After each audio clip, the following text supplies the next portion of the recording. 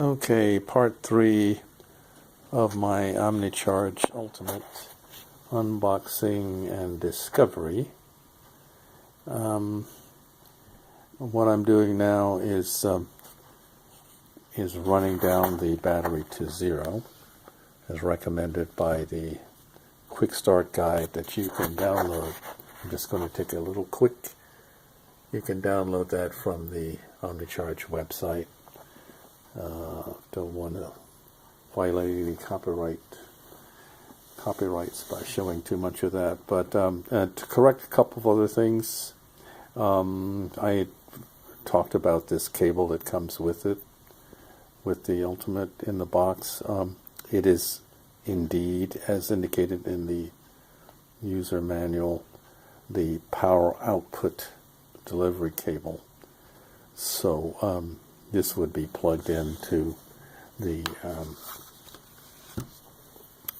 power output slot port of the Ultimate, and using the menu key, the push button menu, select your power output, and it would be delivered through this cable. The manual indicates that you can order additional cables, other types of cables for specific brands of laptops and so forth from Omnicharge. I didn't see them all on the website, so I guess they will be coming. The other thing I questioned in my other part 2 was that whether or not the Type-C was input as well as output, and in fact the manual says that it is. So you can in fact use the Type-C input port to charge the Omnicharge. I also questioned whether or not these were quick charge USB outputs, and yes they are. 5 volts at up to 3 amp quick charge. So that I guess answers those questions. Would encourage you to take a look at that quick start manual, quick start guide as it's called,